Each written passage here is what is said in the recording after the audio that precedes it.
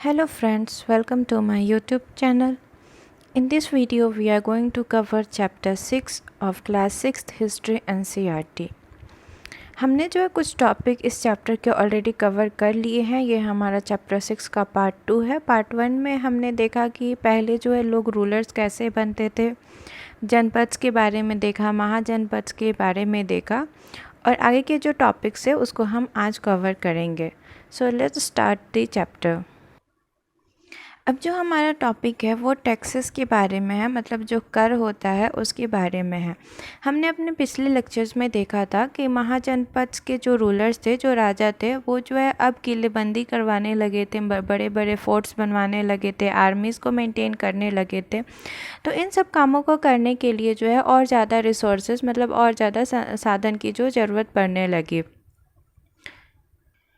और इन सारे साधनों को, इन सारे रिसोर्सेज को कलेक्ट करने के लिए उन्हें और ज़्यादा जो है आदमियों की भी ज़रूरत पड़ने लगी।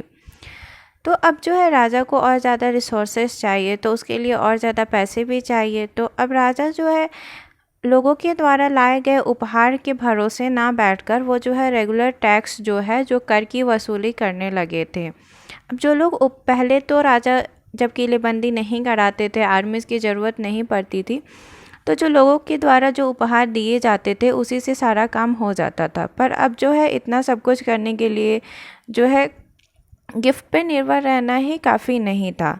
तो इसके लिए जो राजा जो है वो टैक्स की वसूली करने लगा। इसमें जो सबसे इम्पॉर्टेंट टैक्स का जो फॉर्म था वो था एग्रीकल्चर पे, मतलब जो कृषि होती थी उस पे जो है सबसे ज़्यादा कर वहाँ से वसूली किया जाने लगा, क्योंकि उस टाइम पे ज़्यादातर लोग जो है वो खेती बाड़ी करते थे, ज़्यादातर लोग खेती पे डिपेंडेंट होते थे। तो उस समय टैक्स कैसे फिक्स किया गया? टैक्स फिक्स किया गया कि जो भी मतलब प्रोडक्शन होगा, जो भी अनाज का उत्पादन होगा, उसको 6 हिस्सों में बांटा जाएगा और उन 6 हिस्सों में से जो एक हिस्सा होगा वो टैक्स के रूप में दिया जाएगा राजा को। टैक्स जो है वो क्राफ्ट पर्सन पे भी लगाया गया, मतलब जो कारीगर होते हैं उन पे भी टैक्स लगाया गया।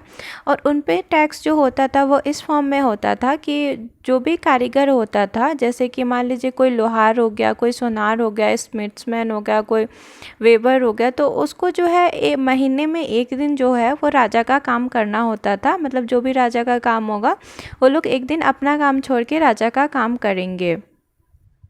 जो हर्डर्स होते थे, मतलब जो पशुपालक होते थे, उन पे भी कर लगाया गया और उनका कर जो होता था वो ये होता था कि जो भी वो जानवर का पालन करते हैं उसका जो भी मतलब उससे जो भी प्रोडक्शन होगा, जैसे मान लीजिए किसी ने गाय पाला है तो गाय जो दूध देगी उस दूध को ले जाके उन्हें जो है राजा को देना होगा, या फिर दूध से जो दही होगा या घी होगा, मतलब जो भी एनिमल का प्रोडक्ट होगा उसको ले जाके उन्हें राजा को टैक्स के रूप में उसका कुछ हिस्सा ले जाके देना पड़ेगा। या फिर उन्हें जो है जानवर ही, मतलब जैसे गाय का बच्चा हो गया, मतलब जो भी हो कि जानवर के रूप में भी उन्हें टैक्स देना पड़ता था। जो एक्सपोर्ट इंपोर्ट होता है तो उस समय पे जो भी सामान खरीदे जाते थे या बेचे जाते थे, मतलब जो भी ट्रेडिंग होती थी उस पर भी टैक्स लगाया गया। जो हंटर्स और गैदरर्स थे, मतलब शिकारी और जो लोग जंगलों से जो है सामानों को इकट्ठा करते थे, उन पे भी टैक्स लगाया गया। वो भी जो भी शिकार करते थे या जो भी जंगल से सामान को इकट्ठा करते थे उसमें से कुछ सामान जो है लाके उन्हें राजा को कर के रूप में, मतलब टैक्स के रूप में देना होता था। तो ये सारे जो हैं वो टैक्स के फॉर्म्स थे कि किस तरीके से टैक्स की वसूली होती थी। अब जो हमारा नेक्स्ट टॉपिक है वो है चेंज इन एग्रीकल्चर। उस समय जो है कृषि में कुछ परिवर्तन होने लगा, जो भी खेती बाड़ी होती थी उसमें कुछ चेंजेस आने लगे। तो वो चेंजेस क्या थे उसको हम इस टॉपिक में देखेंगे। उस समय जो है एग्रीकल्चर में, मतलब खेती में जो है दो बहुत बड़े चेंजेस आए। पहला तो ये आया कि जो प्लाव होता है, मतलब जो हल होता है, उसका जो नीचे का जो हिस्सा होता है जिससे खेत की जुताई की जाती है वो पहले जो है वुड का होता था, मतलब लकड़ी का होता था। पर अब जो है वो आयरन का बना दिया गया, मतलब हल्का जो नीचे का हिस्सा जिससे खेत की जुताई की जाती है वो अब आयरन का हो गया। तो आयरन का होने की वजह से ये फ़ायदा हुआ कि आयरन से जो काफ़ी मजबूत होता है तो उससे मिट्टी जो है काफ़ी अच्छे से उसकी जुताई हो जाती थी, मिट्टी को काफ़ी अच्छे से उसमें हल चलाया जा सकता था, जिसके कारण ये हुआ कि जो ग्रेन का प्रोडक्शन था वो काफ़ी अच्छा हो गया। ये तो था पहला चेंज। और दूसरा चेंज जो हुआ वो था कि अब किसानों ने पैडी का ट्रांसप्लांटिंग शुरू कर दिया। मतलब ये होता है कि पहले जैसे आज के टाइम में पहले जो है धान का बीज एक छोटे से हिस्से में डाला जाता है, उसके बाद जब पौधा थोड़ा बड़ा हो जाता है तो उसको फिर से जो दोबारा से जो है बड़े से खेत में उसको अलग अलग प्लांट किया जाता है, मतलब उसको रोपा जाता है। तो वो लोग जो है पहले जो है खेत में बस बीज का छिड़काव कर देते थे और वहीं पे वो पौधा ग्रो करता था और वहीं पे उसमें फल आता था। लेकिन अब जो है वो पौधों का जो है ट्रांसप्लांटिंग करने लगे। इससे क्या हुआ कि जो भी प्रोडक्शन उस समय होता था तो प्रोडक्शन और ज़्यादा बढ़ गया। और बहुत ऐसे जो है बीज का छिड़काव करने से ये होता था कि बहुत सारे पौधे जो है वो मर जाते थे, मतलब सरवाइव नहीं कर पाते थे, सूख जाते थे। और बहुत सारे तो ग्रो ही नहीं कर पाते थे, मतलब जर्मिनेट ही नहीं करते थे। लेकिन ट्रांसप्लांटिंग से ये हुआ कि मतलब काफ़ी सारे पौधे जो है अच्छे से सरवाइव करने लगे। मतलब अब पौधे ज़्यादा सरवाइव करते थे पहले के कंपैरिजन में। और याइल्ड भी जो है मतलब कि जो धान होता था मतलब या जो भी फल होता था वो काफ़ी अच्छा होने लगा। अब प्रोडक्शन तो काफ़ी अच्छा हो गया, मतलब अनाज काफ़ी अच्छे से ग्रो करने लगे। लेकिन इस अनाज को ग्रो करने में जो है काफ़ी मेहनत लगती थी। और जो भी ये मजदूरी की जाती थी, जो भी मेहनत किया जाता था वो दास और दासी के द्वारा किया जाता था। मतलब जो दास मतलब कि जो मेल और फीमेल होते थे, जो लोग स्लेव होते थे, दास और दासी ही इस काम को जो है करते थे। अब जो हमारा नेक्स्ट टॉपिक है वो मगध के बारे में कुछ दिया हुआ है, तो इसमें हम मगध के बारे में जानेंगे। लगभग 200 सालों में जो मगध जो था वो एक जगह का नाम था। ये जो है काफ़ी इम्पॉर्टेंट, एक बहुत ही महत्वपूर्ण जो है महाजनपद बन गया। बहुत सारी नदियाँ जैसे कि गंगा हो गई, सोन हो गया, ये जो है मगध में फ्लो करते थे। मगध से होकर ये नदियाँ बहती थी। इन नदियों के बहने से मगध को जो है फ़ायदा भी होता था, क्योंकि इससे जो है यातायात मतलब जो ट्रांसपोर्ट था वो इजी हो जाता था। इजीली जो है एग्रीकल्चर के लिए पानी का सप्लाई मिल जाता था। और ये नदियाँ जो है लैंड को, हमें पता है कि जो नदियाँ बहती हैं तो वो ज़मीन को काफ़ी उपजाऊ बनाती हैं। तो यहाँ का लैंड जो है वो काफ़ी फर्टाइल था, जिसकी वजह से ये था कि मगध का जो ज़्यादातर पार्ट्स था वो फॉरेस्टेड था, मतलब काफ़ी जंगल से घिरा हुआ था। अब जंगल से घिरा होने के कारण इसमें जो है जंगली जानवर भी होते थे। तो इन जंगलों में से जो है हाथियों को पकड़कर उन्हें जो है ट्रेनिंग दी जाती थी। और ट्रेनिंग करके उन्हें जो है आर्मी के यूज़ में लाया जाता था। सेना के काम में इन हाथियों को ट्रेन करके लगाया जाता था। इसके अलावा जो है जंगलों में जो है लकड़ियाँ मिलती थी, जो कि घर बनाने में, गाड़ियाँ बनाने में और रथ बनाने में जो है काफ़ी उपयोग में आती थी। इसके अलावा जो है यहाँ पे आयरन का मतलब जो लोहा होता है उसका खदान भी था, जिससे ये होता था कि आर्मी के लिए बहुत सारे जो मजबूत हथियार होते हैं, वेपन्स होते हैं, उनको बनाने में ये काफ़ी उपयोगी होता था। मगध में जो है 2 बहुत ही पावरफुल रूलर हुए, जिनका नाम था बिम्बिसारा और अजातशत्रु। इन्होंने जो है हर संभव कोशिश किया कि और बाकी सारे जितने भी जनपद हैं उनको जो है जीत लिया जाए, उन पे अपना कंट्रोल जो है इस्टेब्लिश कर लिया जाए। इस टाइम पे एक और जो है इम्पॉर्टेंट रूलर थे, महत्वपूर्ण रूलर थे, जिनका नाम था महापद्मनंदा। ये जो महापद्मनंदा थे, इन्होंने जो है अपना कंट्रोल जो है नॉर्थ वेस्ट वाले पार्ट में जो है इन्होंने अपना पूरा कंट्रोल जो है स्थापित कर लिया था।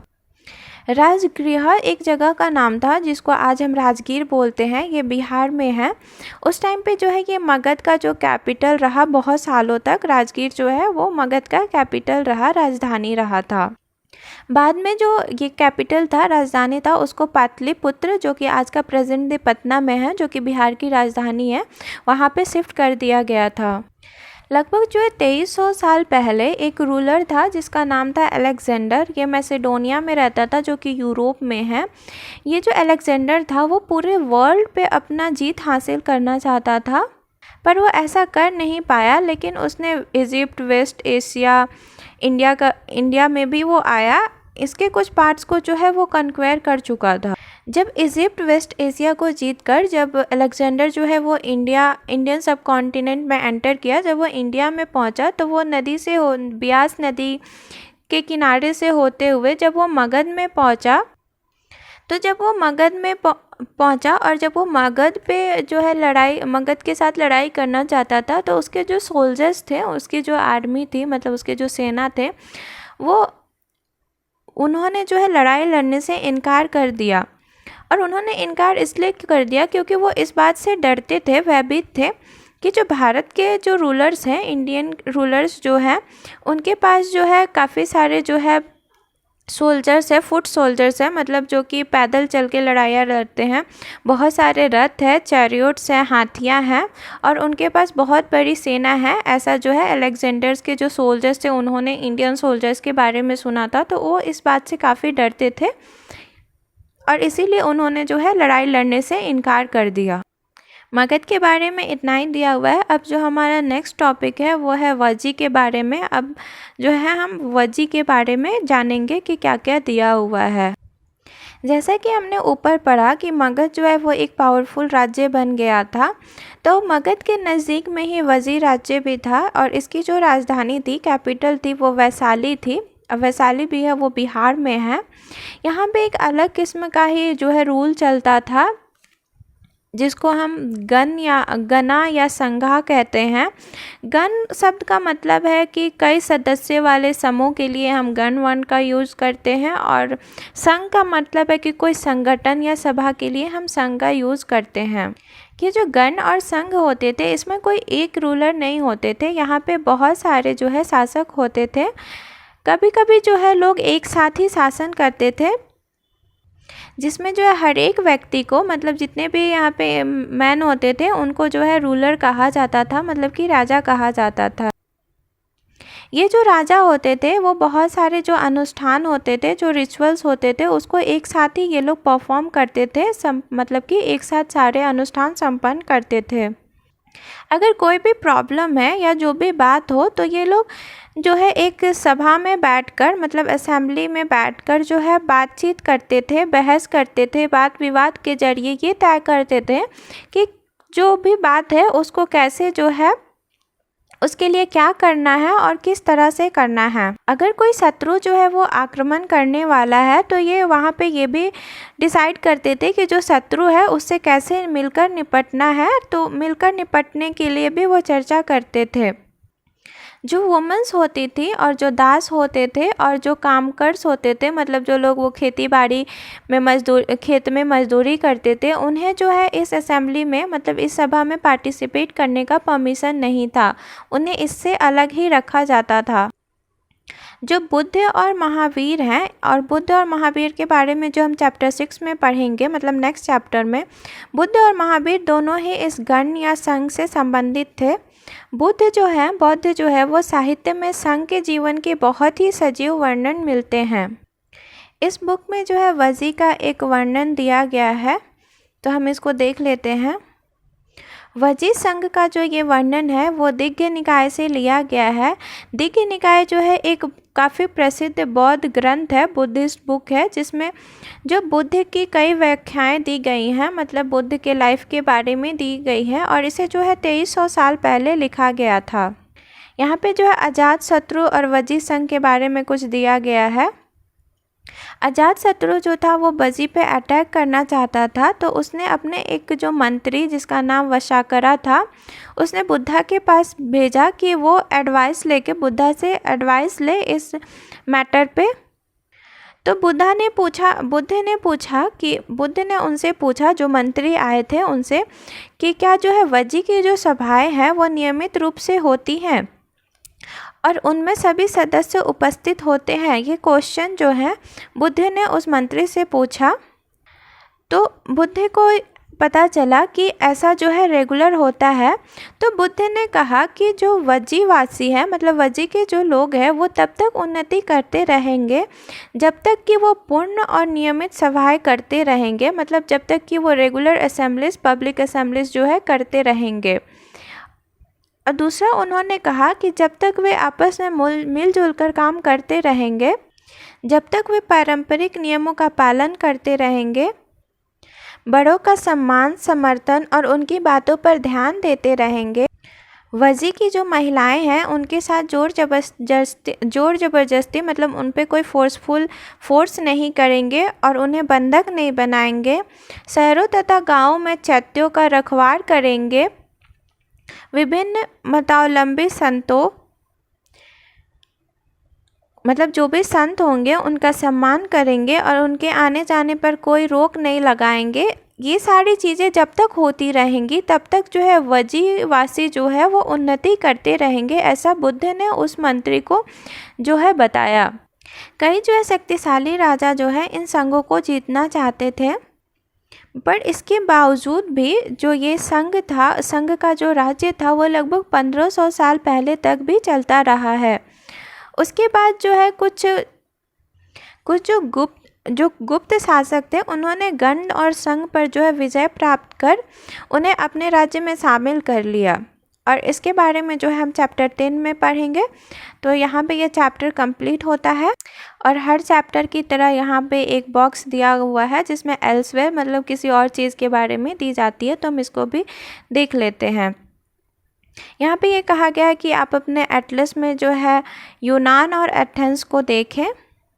लगभग 2500 साल पहले जो है एथेंस में जो है लोगों ने एक शासन व्यवस्था मतलब एक फॉर्म ऑफ गवर्नमेंट बनाया जिसको जो है डेमोक्रेसी कहते हैं, और ये लगभग 200 सालों तक जो है चला। जो भी पुरुष 30 साल से ऊपर का था उसको जो है फुल सिटीज़न रिकॉग्नाइज किया गया, मतलब उसकी पूर्ण नागरिकता प्राप्त हुई। यहाँ पे एक सभा थी मतलब असेंबली थी जो कि साल में लगभग 40 बार मिलती थी, ताकि जो भी महत्वपूर्ण जो इम्पोर्टेंट जो सब्जेक्ट्स है, जो भी इम्पोर्टेंट जो डिसीजंस हैं उनको लिया, इम्पोर्टेंट मैटर्स का जो डिसीजन है उस पे जो है निर्णय लिया जा सके। इस सभा में जो है सभी नागरिक, जितने भी नागरिक होते थे मतलब जो 30 साल के ऊपर के होते थे वो भाग ले सकते थे। यहाँ पे जो असेंबली में जो है डिफरेंट पोजीशंस की जो अपॉइंटमेंट होती थी, जो नियुक्तियाँ होती थी वो लॉटरी सिस्टम द्वारा की जाती थी, और जो लोग भी इसमें पार्टिसिपेट करना चाहते थे वो लोग अपना नाम देते थे और उनको जो है इस लॉटरी सिस्टम के द्वारा सेलेक्ट किया जाता था। जो भी सिटीजन्स होते थे उन्हें जो है जो भी आर्मी और नेवी में जो है सर्विस देना होता था, मतलब आर्मी और नेवी में जो है सेवा देनी पड़ती थी। जो वुमेंस होती थी उन्हें सिटीजन्स कंसिडर नहीं किया जाता था। जो भी फॉरेनर्स होते थे जो एथेंस में जो है काम करते थे, मतलब एथेंस में ऐसा मर्चेंट या क्राफ्ट पर्सन होते थे, उन्हें भी सिटीजन्स का राइट नहीं था। इसके अलावा एथेंस में जो है हज़ारों जो है दास थे, स्लेव्स थे, उन्हें भी जो है सिटीजन्स का राइट नहीं था। ये जो दास थे वो जो है जो भी माइंस होती थी, फील्ड होते थे, घर का काम होता था, वर्कशॉप का काम होते थे, उसे जो है ये दास करते थे और उन्हें भी सिटीज़न रिकॉग्नाइज़ किया नहीं जाता था। तो फ्रेंड्स यहाँ पे ये हमारा चैप्टर कंप्लीट होता है। आई होप आपको समझ में आया होगा। अगर समझ में आया तो please like and subscribe the channel.